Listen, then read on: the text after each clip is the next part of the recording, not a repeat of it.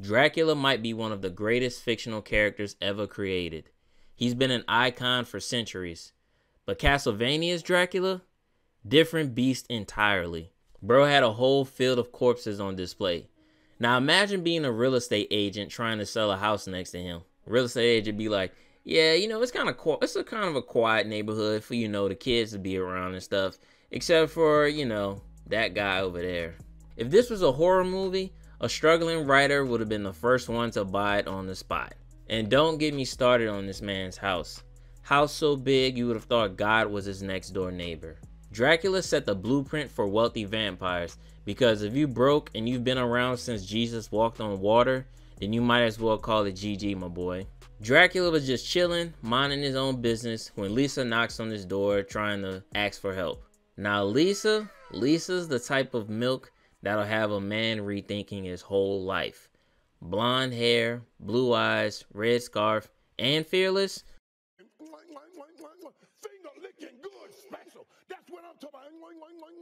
Lisa's there to study science, but Dracula's looking at her like, yeah, science. But I'm trying to suck you dry.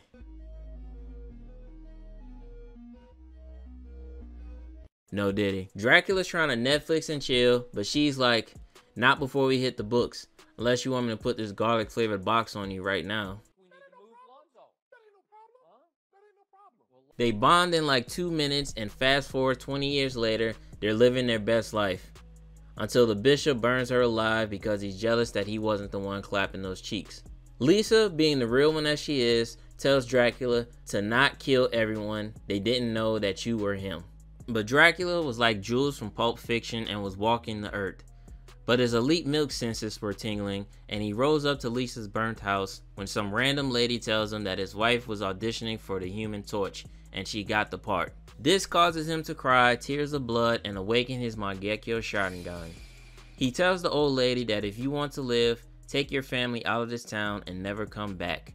Meanwhile, the bishop and the crowd are celebrating her death, singing Kumbaya, and are getting ready to have a house party, when suddenly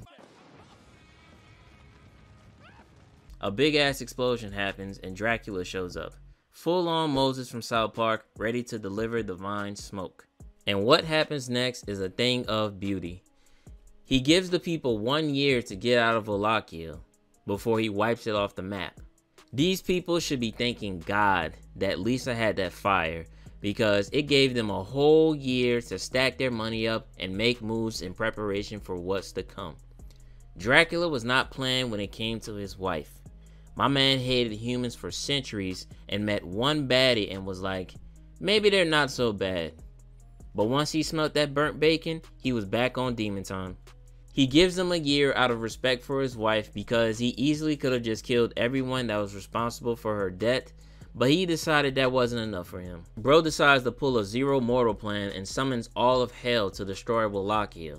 Even his son Alucard pulls up and is like, Dad, I'm with you on spinning the block, but we can't just kill everyone.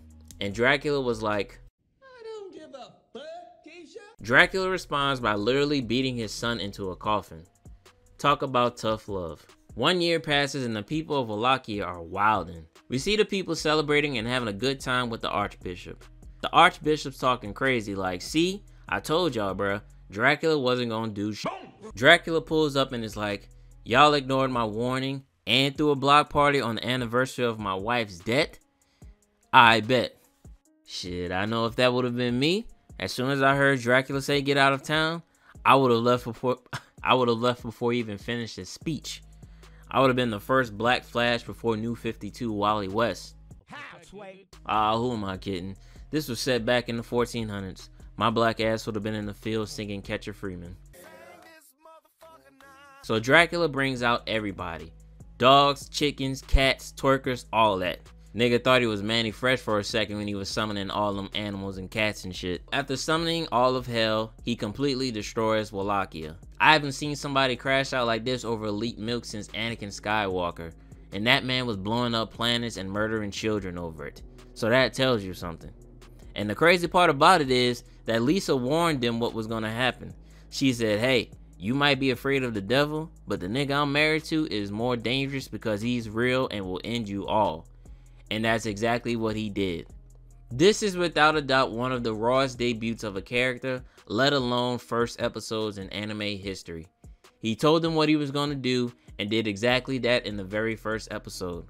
Man stood on business before there was any business to stand on. With that being said, you know what to do. Hit that like button, comment, share, subscribe. Thanks for watching, and I'll see you in the next one.